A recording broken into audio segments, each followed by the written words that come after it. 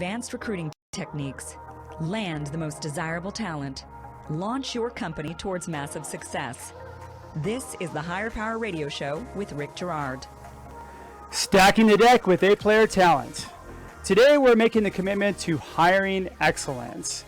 And to do this, you must change your mindset, your expectations, and your hiring method.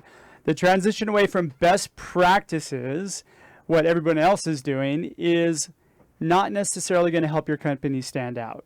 So, to fill your staff with A players, you need to develop your B players into A players and significantly increase the likelihood that your company will crush it. Today's insight is the spark to set your standard in building an amazing company.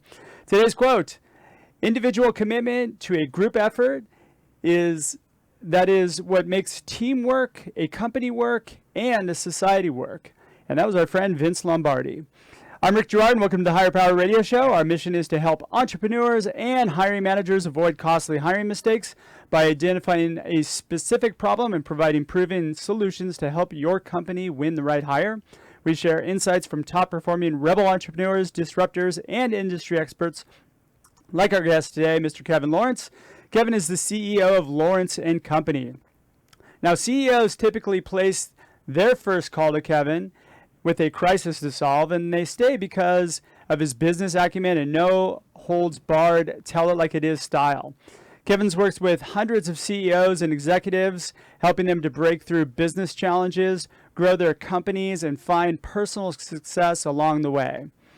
These experiences inspired Kevin's book, Your Oxygen Mask First, in which he reveals the 17 habits every leader must know to transcend the perils of success and achieve even more, which makes Kevin the perfect guest for today's topic. Kevin, welcome to the Higher Power Radio Show today. Thank you very much. I'm excited to be here today. Should be fun. Yeah, I'm excited to have you. We've been talking offline, so it's great to spend a little bit of time with you on the air. So today we're going to cover a few things. We're going to talk about the philosophy behind poor hiring practices, and that kind of comes in and around really attitude. We're going to look at what a B, and C player would look like, and we're going to talk about implementing a methodology to fill every position with A players, because that's what we do, right, Kev? That's the idea. That's the aspiration that we all have anyways. Exactly. All right, so let's get started with the obvious question. Why is this important? Well, because for a lot of people, we work really hard at what we do. We've got companies that we want to do amazing things with and have an impact in the world. But if our team isn't strong enough, companies just won't make it. And either we as leaders burn out or get exhausted, or sometimes we start to believe it's not possible. So having the right people it makes you or breaks you. So very true. So very true. And this really is the all too common philosophy that most startups share, which is they just get the money and they start grinding it out, right? And they don't really put much thought into this. Correct? Kevin, did I lose you? Oh, and we lost Kevin. All right, so we're going to talk about really why this is kind of important, because there's an all too common philosophy that most startups have. And one of the things I think Kevin is going to actually, we're going to do a quick commercial break while we get Kevin right back on the phone. What it would feel like to lose everything: your job, your home, your family, your dignity. This has happened to thousands of the men, women, veterans, and young adults we serve at Working Wardrobes. What do we do to help? We provide career development services, life skills workshops, job skills training. We provide the perfect interview outfit, and we get clients placed in jobs. Call Working Wardrobes, 714-210-2460. Donate, volunteer, invest, hire. We got you back, Kevin? Hey, I'm back. I don't know. All of a sudden, we dropped away. I know. Crazy. Well, it's those phones. Yeah. AT&T. It must be an iPhone. Anyway. Yeah. There's my dig on Apple right now. All right. So there's an all too common philosophy I think most startups share. And let's talk a little bit about aspirations, because you and I talked about this offline. What's your positioning on this? In terms of? In terms of, the mindset, the philosophy, why entrepreneurs and business leaders just settle that sort of thing. Yeah, you know, and I think it's our programming in the world of business because, you know, like for me, if we look at the world of pro sports, they got it figured out. Like They in do. pro sports, teams want to win. They want to win the Super Bowl or the Stanley Cup. I'm from Canada, so we think hockey. I'm But- with you on that but one. I'm a really- hockey fan as well. Yeah, perfect. So I just came from Montreal today. Actually, we're one of the legendary hockey teams the Montreal Canadiens are from, and Yep. you know, it's like if you want to win the cup, the coaches and the owners by default think only the best can be on the ice, and if you're not the best, you're on the bench, and if you sit on the bench for too long, you get pushed down to the farm team. And so, and I know if any of us, any of the entrepreneurs, if we took over an NHL hockey team, we would adopt that identical philosophy right away.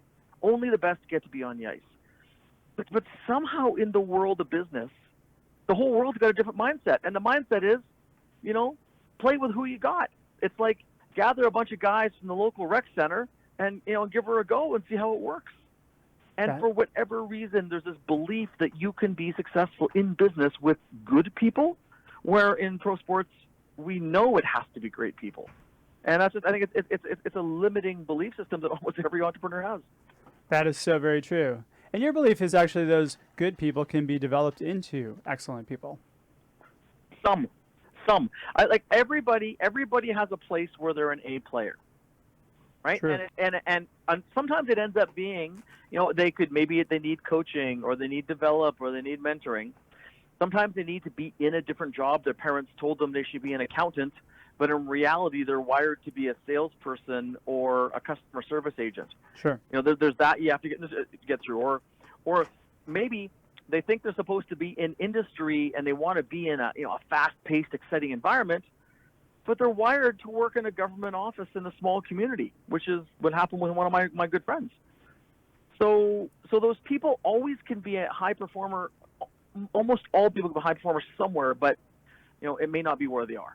All right. So as an entrepreneur or a business leader, you really need to have the mentality, adopt the mentality that you're building an NHL team, you're building an NFL team, you're building the best company you can build, and you should not differentiate. Like you should not skew from that. Correct? And not settle. Yeah. No. Absolutely. And there's a million reasons why people do. And that's why, you know, you provide the advice and services you provide, and that's why Yeah. myself and my coaches and my team are infinitely busy, because that is easy to say and very, very hard to do. That is so very true. So let's give the audience just a quick understanding of what the hiring perspective should be. So I think when we talked, one of the things you said to me was that most leaders don't scrutinize hires enough. And it requires rigor and discipline around the hiring. And so let's talk a little bit about that. Yeah, so let's take a sports example and the book and the movie Moneyball and the famous coach Billy Beane. Yep. You know, he went into the baseball business, we'll call it a business, it is a business, and found that the scouts and the coaches made decisions a lot on how fast a guy could run and, you know, on how he looked and did he have the jaw, as they called it in that book, which is almost funny. But he looked like a good baseball player. And Billy Beane, you know, didn't have a big budget, so he hired people through statistics and facts. And long story short, the team ended up, you know, dominating with a fraction of the budget because he did a scientific approach to basically hiring baseball players instead of, you know, a perception-based approach. And that's what we need to do. The way I explain it, you know, a lot of entrepreneurs will meet someone, even their HR people will interview somebody for, you know, half hour, 45 minutes. They come from an impressive company, good resume, you know, everything looks good. They get a nice perception and they make an offer. Yeah, I And like it's to call like- that assumption-based hiring too, right? They make the assumption is. that somebody is going to be good because they've got the right background. It all seems good. And the worst thing is when they come from a big brand company, we give them credit that they don't deserve necessarily because of the brand. That kind of this halo of the brand shines all over them. So and I say it'd be equivalent like picking your partner in life after having lunch with them. Most of us would never do that. That does happen on Jerry Springer, I think, right? Yeah, it does. And it does. I mean, in other cultures, although even in other cultures where there's arranged marriages, the families take time to get to know the family and everything. So Yeah. I think it's kind of like picking your partner in life. Maybe you go on a few dates.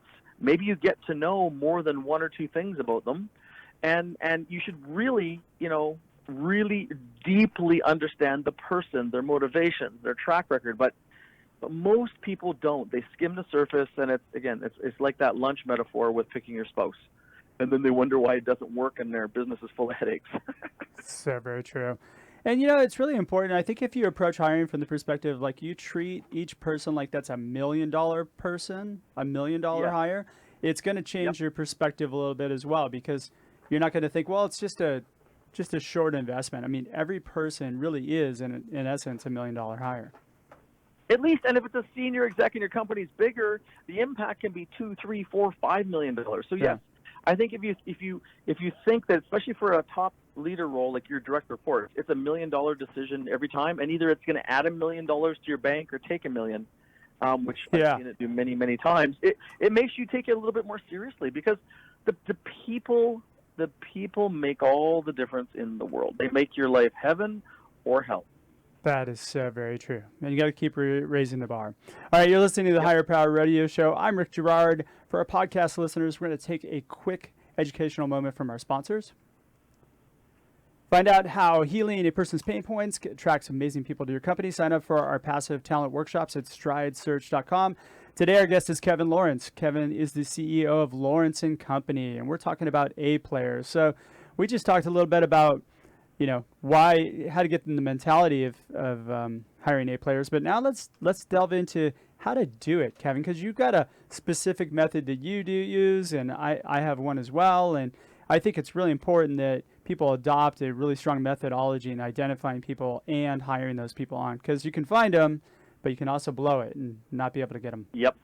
So how do we make the transition first to hiring excellence? Well, first you have to decide in your own mind. You've got to decide that you, one, believe it's possible. And, we've done it many times in companies to stack the deck with A players, as high as 91% A players. And those are people who fit your culture very well and consistently deliver as expected. That's an insanely high bar. And that is a lot less work on the CEO, right? Like that's a smiling CEO. It is. It does create a bit of a different challenge. Sure. And the challenge is you've got a pack of wild, thoroughbred resources that want to run and deliver, and you just got to make sure you have the skill sets and you move quickly enough for those people to be able to be productive and happy. So it's almost like instead of pulling your team often pulls you, which is a great problem to have. That's a fantastic problem to have. So how do we identify the A player? Yeah, well, the biggest thing is, one, you got to know what you're looking for. And, I'm a huge believer in the research that Brad Smart did in his book, Top Grading. And his son, Jeff, kind of extended in a book, Who, that's kind of written more for entrepreneurial companies. Sure. But they say you start with a scorecard. Like, you got to know what you're hunting for. It's like if you and your spouse are looking for a house, usually you have a fair good idea of what you're looking for and you try and find it. Well, with these roles, we need to get really specific and mathematical, ideally, like a mathematical spec. And they have 50 competencies. You rate the person on so you know how much of each competency is required for the job, which competencies are non-negotiable. But it's a statistical job description is where all of our clients start, because then you're more likely to notice the things that are missing from what you need and or recognize them if they're there. So, okay.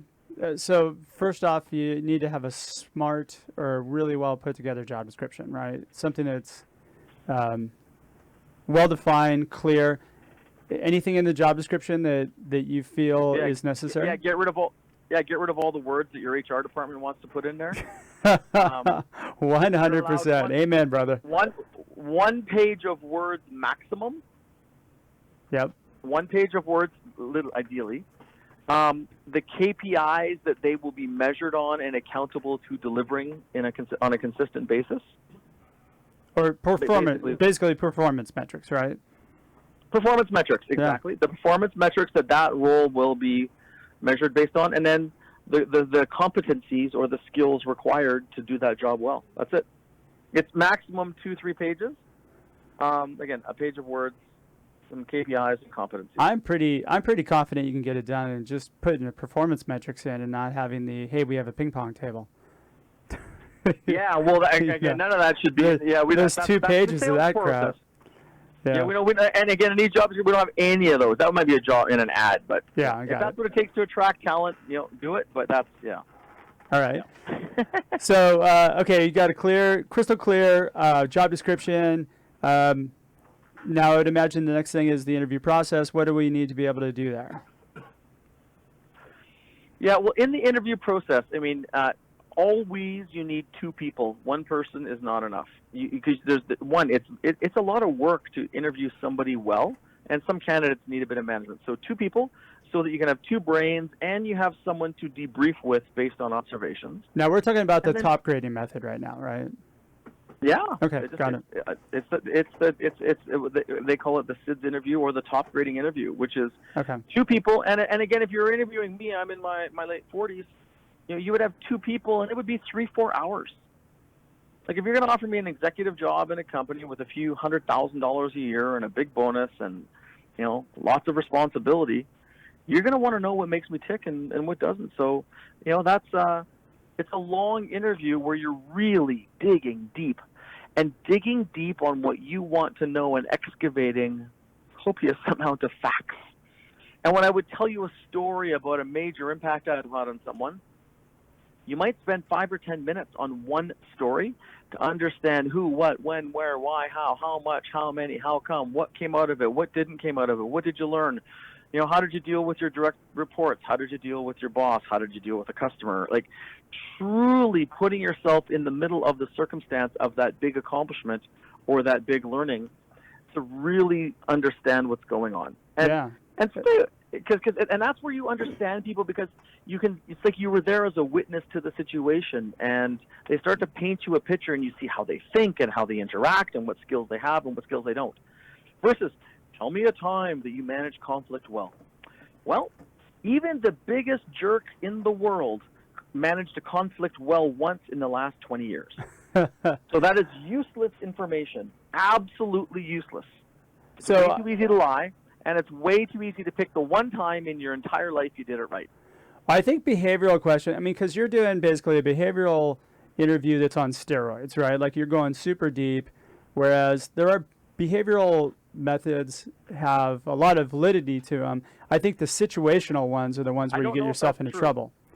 I don't know if... Really? Situational ones, like how would you handle this situation? Like that you can lie through. Yeah, complete waste of time. But even behavioral questions, there's a lot, there's different opinions on everything. Well, you have to be measured about your behavioral questions. You have to be specific and link them to things that are important. We don't even do them. Got it. What we do is ask about going back from high school or university up till today, every single job. What were your major accomplishments? What were your major learnings or lessons or challenges? How was your relationship with your boss? What would your boss say were your strengths? What would your boss say your weaknesses? And a couple other questions, and dig deep.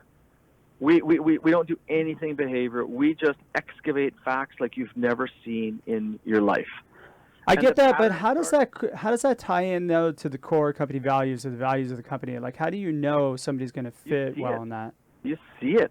Okay. I was interviewing this one guy, and he was in an industry I won't talk about, but as we he was in porn. He was going to get no. I don't want to say the industry because I don't want to get him in trouble. I'm totally kidding. He was in he was in a total normal business. Sure. But and he was going to get hired. He'd been through 5 interviews in the company. HR had been, they probably spent 10 hours with the guy. Mm-hmm. At the 60-minute mark, I go, this guy is a liar. He's a donkey, and his integrity sucks. And he's this condescending jerk to his people on top of it. In 60 minutes. 60 minutes of the digging in through his history, because as I went from one job to the next job to the next job and digging deep, man, his character was showing up like you wouldn't believe. Like most people have never done an interview of proper deep excavation type interview like we do, and they're fun, by the way. Like we have a great time with the candidate. Oh, they're totally fun. They are. At the 75-minute mark, I had to stop and just start having fun with the guy and joking because he was done. It was really clear that I excavated enough facts, and he was like, "There's no way I'm getting the job." He knew. He started to slump in his chair, and I was joking around, and we were having fun. But the things he started to tell me showed his character in a way where he didn't plan on showing. And so the questions are unbelievable. And again, Mr. Smart created them. We just execute them really, really well. And, I've practiced them a lot. But you understand the values, you understand the competencies, you understand them better than their own mother would understand them. It's unbelievable. So what you're really looking at is you're looking at character patterns. You're trying to identify the character patterns in somebody. Yep. Okay, got it. Character patterns, skill abilities, beliefs, everything. Got it. Like basically, you're just what you're going to see at 6 or 9 months. We're getting on the table before you make the offer. But the key is to stay in the one job, in the one challenge, or the one big accomplishment, and really soak into the facts and excavate them. Which, when I demonstrate it to people and they see me do it, people are like, "Wow, I didn't even think you could do that." All right. One other thing I want to touch upon, because we're running a little bit short on time, is that reference checks. You're a big proponent. Like, tell me how you set up reference checks, because I think this is a really smart way of doing it, and I think a lot of people should do it that same way. Yep. Well, first of all, we don't set them up. We get the candidate to do it. Sure. And we tell them in the process that we're that we're going to speak to a number of their bosses, probably going back 10 or 15 years if they've been working that long. And as we're doing the interview process, we note the managers that they reported to, and then those are the people we ask them to set up interviews with. Now, the A players, almost all those people are going to be thrilled to talk to us. Yep. Because the person was a rock star. The B players, hit and miss. The C players, their managers are all dead. They're dead or they moved out of the country. But it's true. It's true. It's a pattern that shows up. Yep. I mean, these people aren't stupid, right? They know that if you talk to their managers, they're not going to corroborate their stories, and there's no way they're getting the job. So they want to send you to their aunt, their uncle, their best friend, their second cell phone number so they can answer it, 100%. We have them set it up, and the patterns are spectacular. So very true. All right, why don't you give us a couple takeaways for the audience so that they can plug this into their business? What do you want them to walk away with? Yeah, I mean, the main thing is you just got to make sure and that you scrutinize your facts and really, really get deep facts on people, and know that the people that are driving, that are in HR, sometimes this is harder because it goes against traditional HR theory. So very true. So really deeply scrutinize somebody in their 40s. It's going to take 3-4 hours at least to interview them for a senior role. Frontline role, less. And then you need amazing people if you're going to build an amazing company. You can't win in the NHL or the NFL or the NBA with average players. Yeah, and you need to change your belief. If you got big things, if you're just okay with your business, please ignore me. But if you really want to do something great people do great things. So very true. And then the final thing is the root of my book. And in order to do this, you need to be strong and clear. And in your Oxygen Mask First, we talk about resilience rituals and taking very good care of yourself. If you're strong and you're clear, you'll be able to do the tough things and make the tough calls around your people. Sometimes that's just giving tough feedback. But if you're depleted, you won't even want to think about dealing with these issues, and you make it harder because energetically you're starting from behind. All right, perfect. Hey, how does our audience find you? LawrenceandCo.com, LawrenceAndCO.com. There's lots of videos and tools and newsletters, and we do training on things like top grading. We have an expert we bring out from South America, and we're coaches, so we just like to help people. Awesome. Well, we're just about out of time. Kevin, thanks so much for your time investment today, and I want to welcome you to the Higher Power Radio community. Thank you. Thanks for being on the show. I want to thank our listening audience for tuning into this week's episode of Higher Power. A quick thanks to our team, our engineer, Paul Roberts, producers Andrea Ballin, Shanti Ryle, and Ayla Gerard.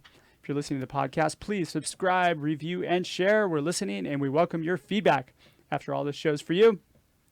Join the Higher Power Radio community at Higher, that's H-I-R-E, Power, P-O-W-E-R, radio, R-A-D-I-O.com, or you can drop me an email at rick@stridesearch.com.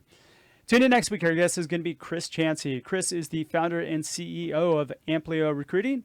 I'm your host, Rick Girard, and you have been listening to the Higher Power Radio Show. Aloha. Thank you for listening to Higher Power with Rick Girard on OC Talk Radio.